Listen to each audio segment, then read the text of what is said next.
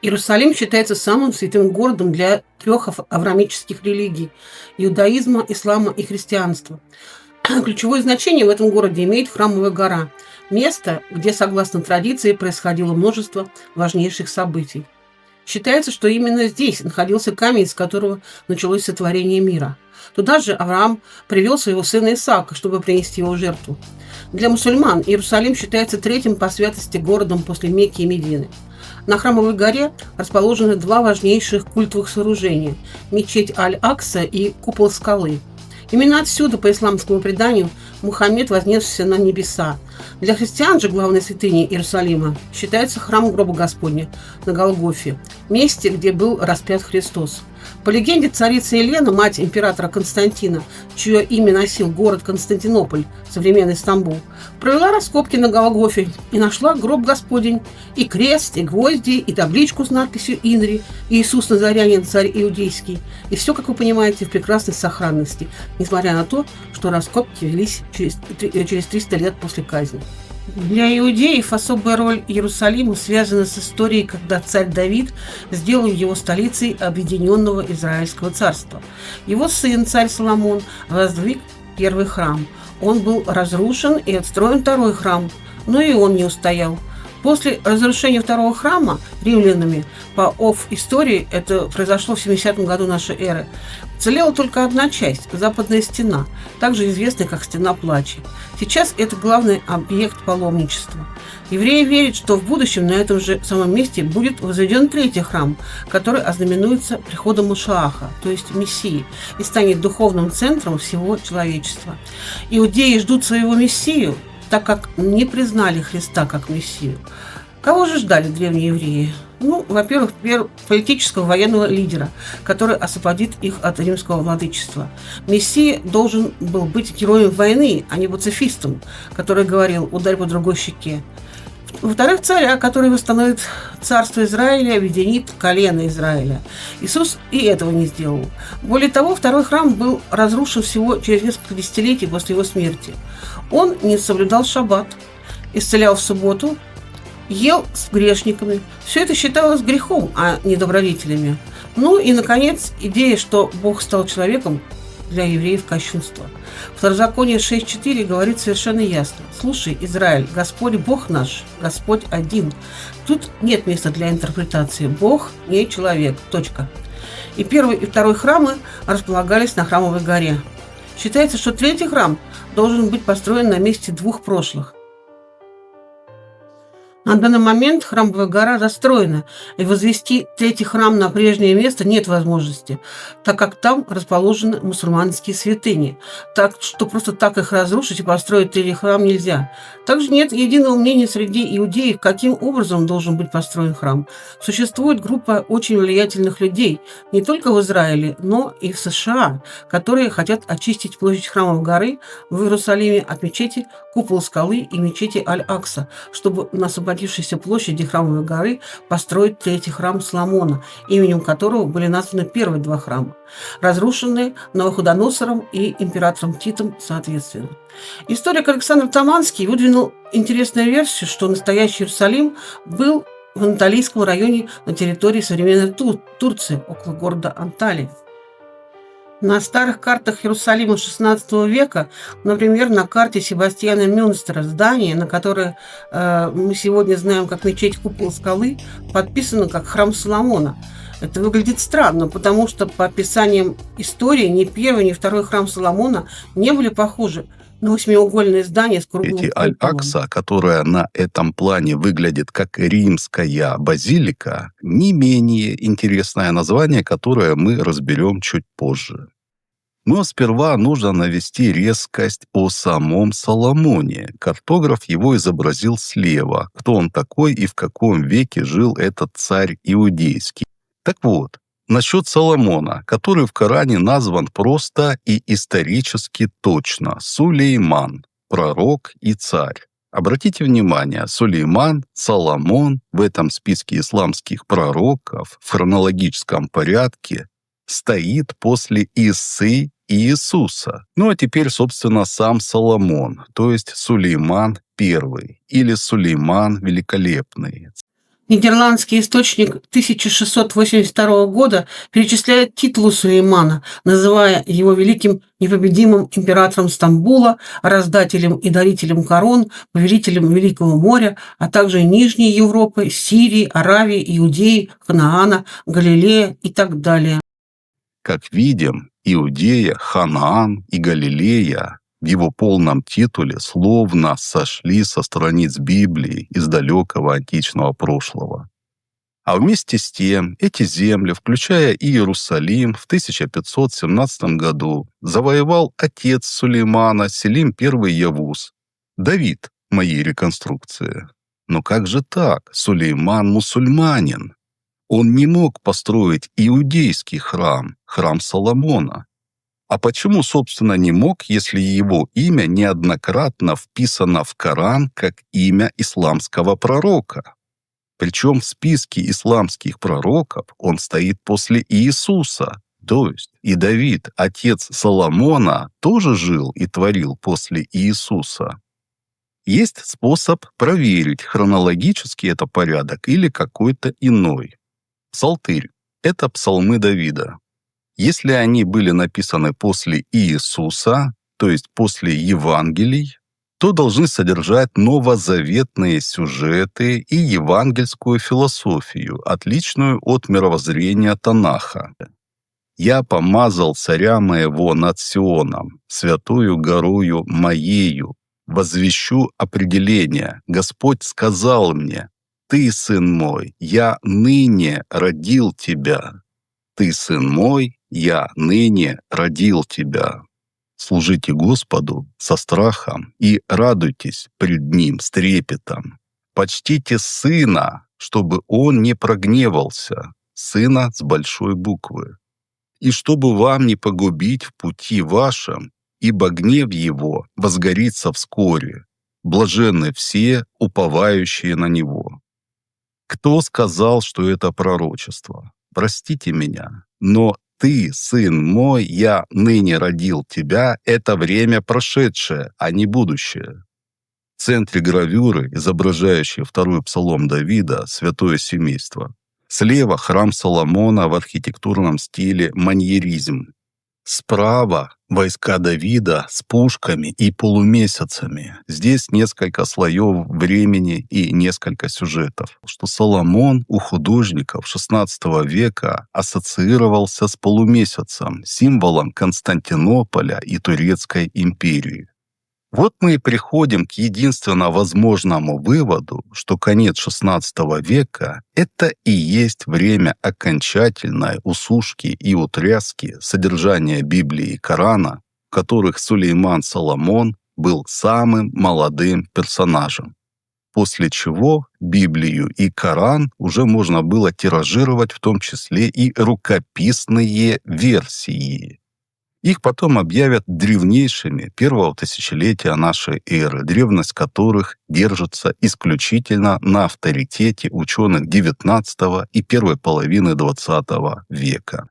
Это печать тамплиеров. С одной стороны два рыцаря на одной лошади, а с другой тот самый храм Соломона, упрощенный, стилизованный под печать, или Темпио Модерна, храм новый.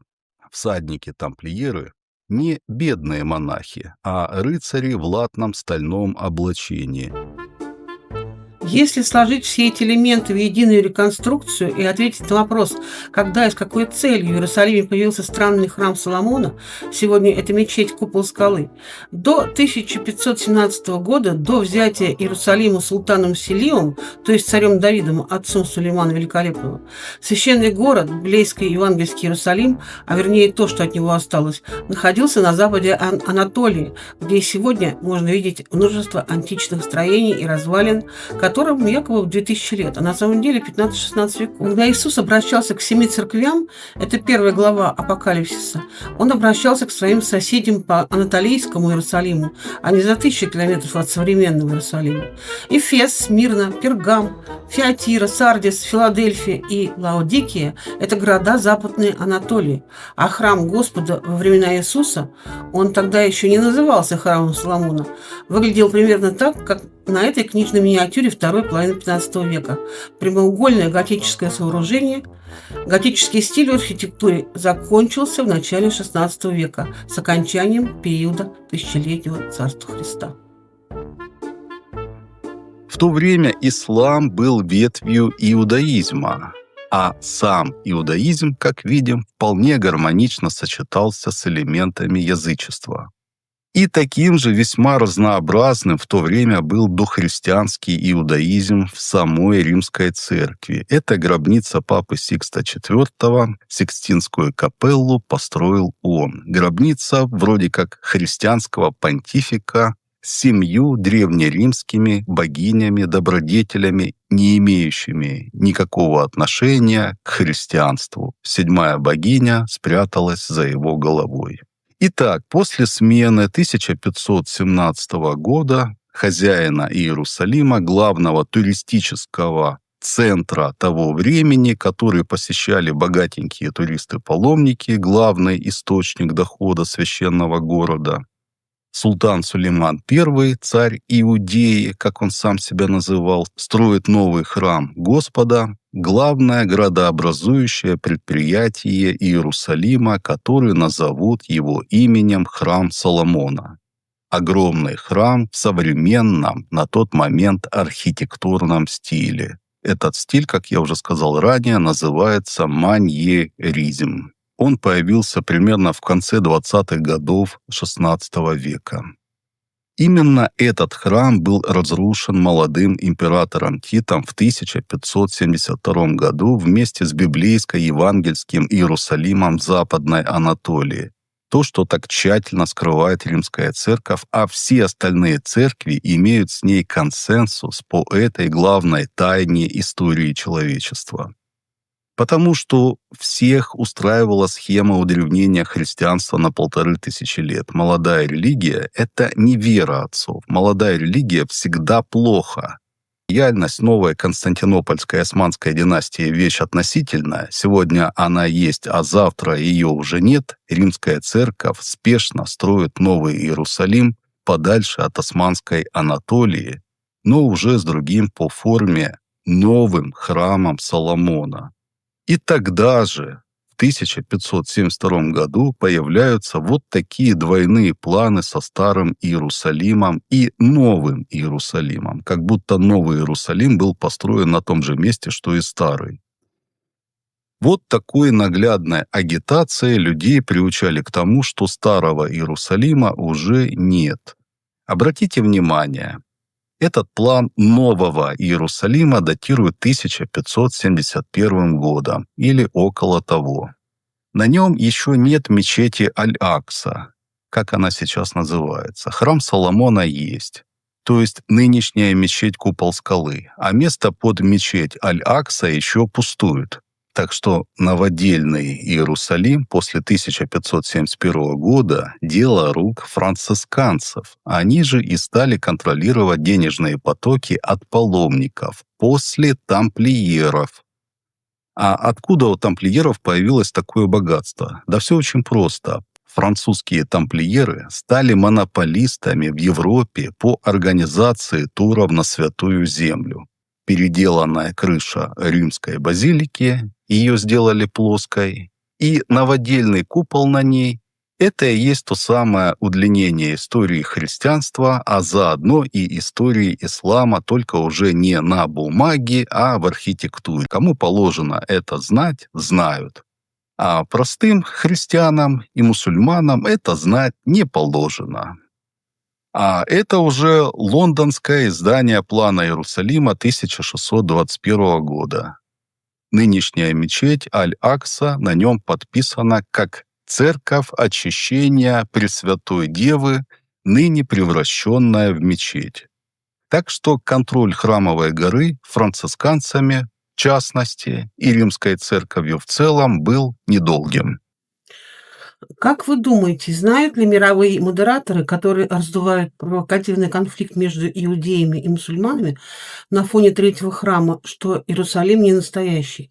Нет никаких сомнений, что знают, и тем не менее разгоняют тему третьего храма. Эсхатология– это учение о конце мира, о последних временах. И в иудаизме, и в исламе, и в христианстве есть свои сценарии того, как все закончится.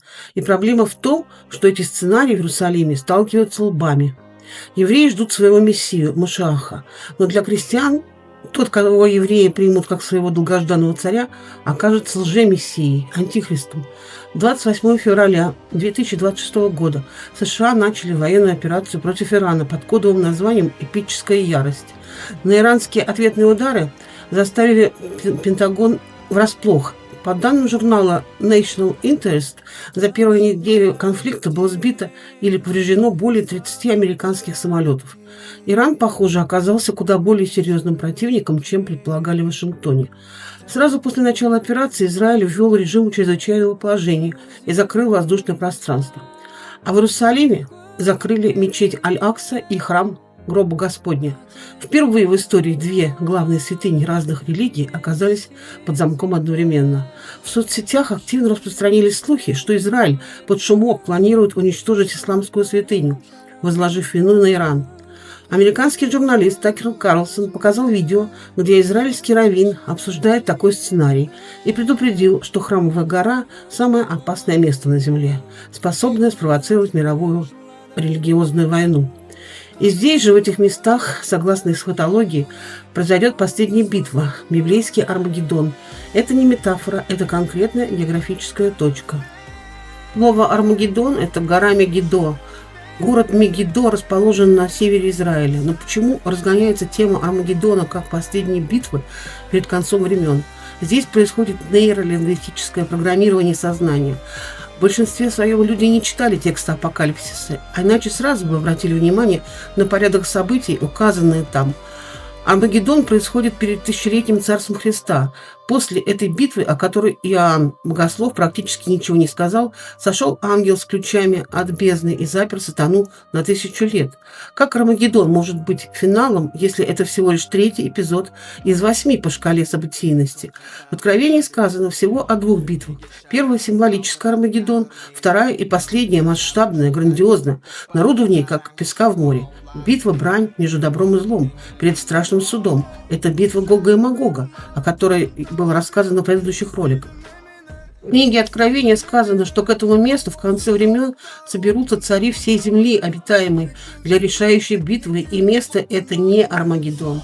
Тут явная и намеренная подмена с целью переключить внимание на Ближний Восток, где сейчас варится жаркое под соусом третьего храма.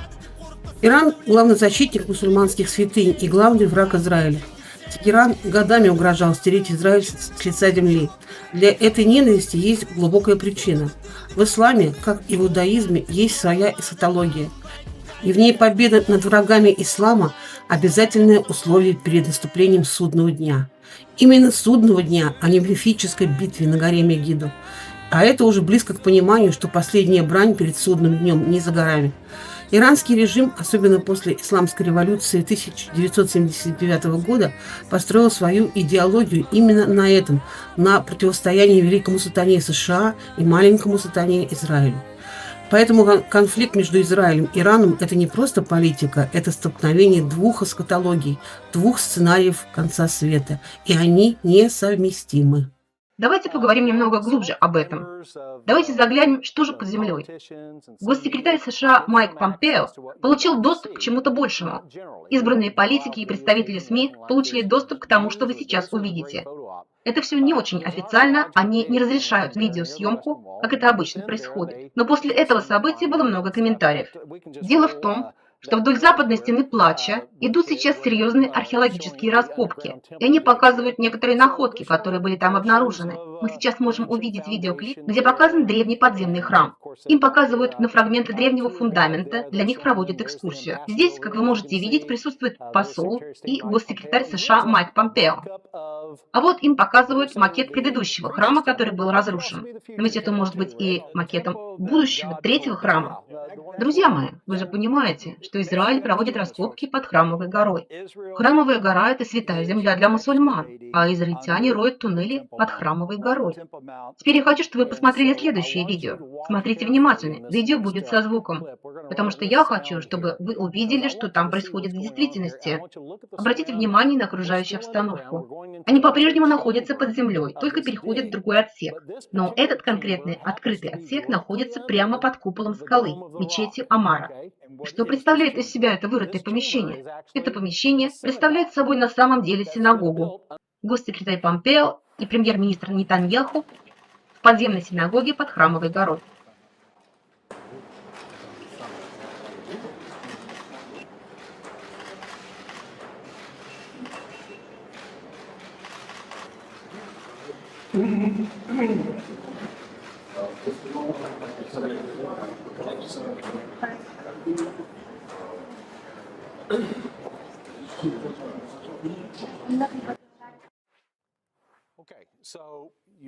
Ну хорошо, теперь, когда вы посмотрели это видео, может быть, вы, Эдвард, заметили нечто необычное, странное там. Там находится огромный позолоченный глобус с надписями на нем на иврите, а также сверху с него сходит огонь. Что такое мы с вами увидели на самом деле? Огромный глобус – это планета Земля с исходящим с нее огнем. На этом позолоченном глобусе начертаны слова молитвы. У меня нет ее в наличии в напечатанном виде, но она, по всей видимости, очень необычная. Посмотрите, опять мы видим эту символику глобуса, о чем мы ранее упоминали, когда говорили о логотипе компании «Энергия Джина», а также, когда мы видели тот же глобус в Саудовской Аравии. То есть эта символика появляется вновь и вновь. Глобус с огнем, сходящим сверху, это реконструкция пророчества о том, что огонь сверху пожрет войско сатаны при последней битве. То, что уже сегодня проявленные действующие лица грядущих событий тайно собираются для службы каббалистической черной мессы своему господину, и тем самым совершая сатанинский ритуал подмены смысла пророчеств, как бы выдавая свой огонь за очистительный факт налицо. Ведь получилось же у них извратить и обернуть в свою пользу все живительные символы прошлой цивилизации. Сатана очень самонадеян. Я думаю, что у них есть твердое намерение восстановления третьего храма. Антихрист будет коронован в нем. Это станет центром власти системы зверя. Последний раз, когда мы виделись, с тех пор многие вещи поменялись. Да, много перемен произошло. Не поменялось только то, что Мессия-помазанник все еще не пришел, так что сделай что-нибудь, чтобы он поскорее пришел. Мы делаем. По-видимому, недостаточно делаете. Много уже времени прошло с тех пор до сегодня, и его все еще нет здесь. Но есть еще немного времени, так что постарайся все же сделать это в ближайшее время.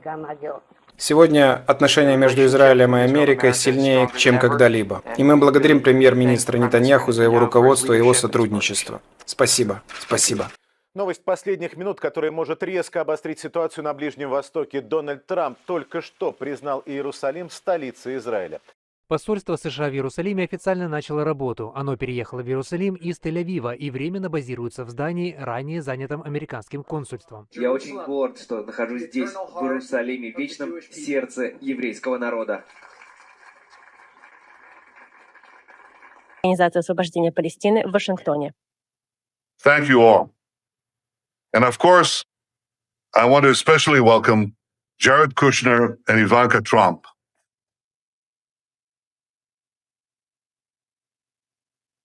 Your presence here today is a testament to the importance of this occasion, not only for the Trump administration. В последнее время роль Кушнера в Белом доме стала столь велика, что его всерьез называют теневым президентом страны. И Кушнер, и Трамп, и Нетаньяху принадлежат к Хабаду, еврейскому культу превосходства, который выступает за уничтожение несатанистов, включая ассимилированных евреев, используя в качестве предлога еще одну вымышленную мировую войну. Хабадники чтут себя принадлежащими к элитарному культу конца света. Хабад-Любавич – еврейский масонский культ, имеющий тесные связи почти со всеми могущественными правительственными лидерами на земле. Культ верит, что евреи – это избранный народ Бога, а все остальное – мусор.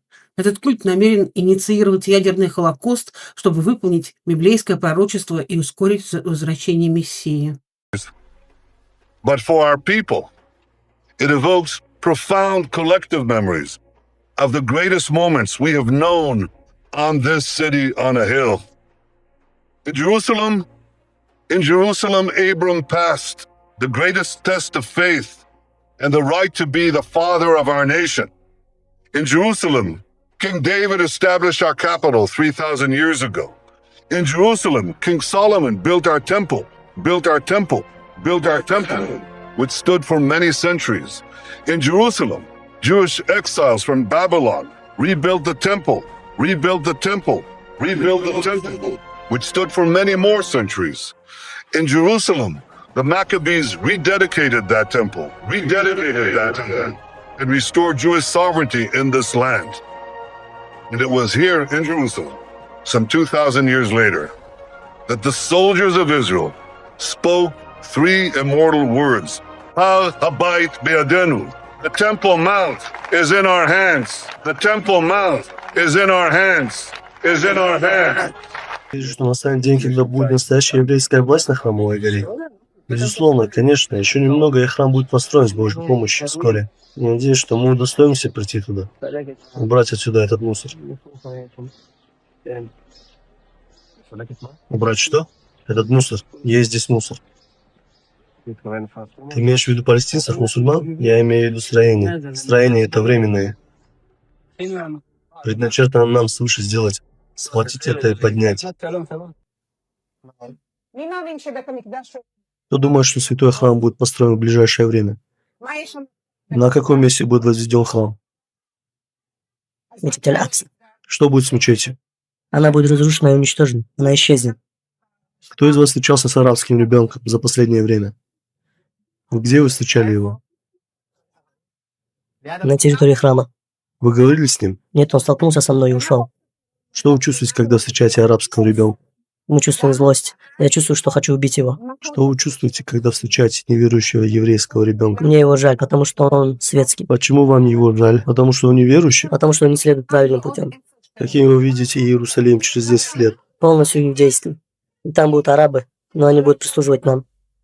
Мессия придет, верно? Что произойдет тогда? Он завоюет землю, и большая часть арабов умрет, а часть из них будет превращена в наших рабов. Как далеко зашли раскопки под Аль-Аксой, и наносит ли это вред самому зданию? Раскопки многочисленны. Они ведутся в двух направлениях. Первое — от района Сильван к югу, а второе — с западной стороны мечети. Наличие этих тоннелей приводит к разрушению жилых домов. К тому же уничтожаются мусульманские артефакты. Еврейские экстремистские группировки имеют большой вес в Израиле. Они пришли к власти в лице партии Ликуд. Нынешнее правое правительство под руководством Нетаньяху сотрудничает с этими экстремистскими группировками, которые в последнее время стали заявлять о своих секретных планах, в том числе и о разрушении Аль-Аксы. Впервые за 20 лет моих исследований я изучал темы нового мирового порядка, глобализации, масонства, Ватикан, нацизм. Я пытался все это понять во всей глубине. И в конечном итоге все это привело меня к пониманию глобального захвата власти сатанизмом, к храму сатаны, к их стремлению захватить власть во всем мире и сделать Иерусалим столицей мира. В Лунной горе, где стоит мечеть Амара, мусульманская мечеть, они ее сейчас заблажили, закрыли. Для мусульман входу нету.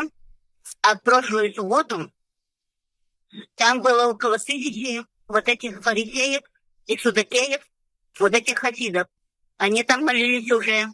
И вот они в эту пятницу, вот завтра будут приносить жертвоприношения. Козленка будут приносить. Будут практиковаться, как они приготовятся. Это уже первые жертвы за 2000 лет. Поэтому мусульмане не пускают ни под каким, они нагло забирают этот храм и хотят его развалить. И, конечно, поставить свой храм, и там будут короновать вот этого своего дьявола.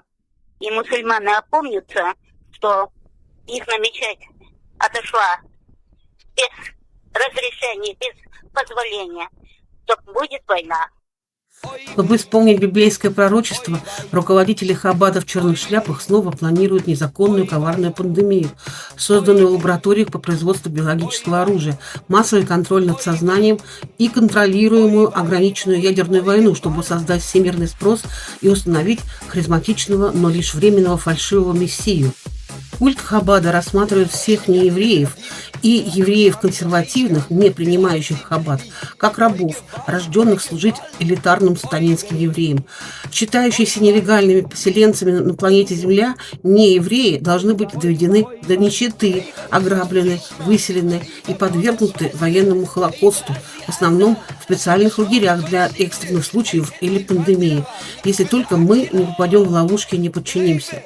В отличие от других представителей ортодоксального иудаизма, хаббатники не просто не признают Иисуса Христа, но ненавидят его лютой ненавистью.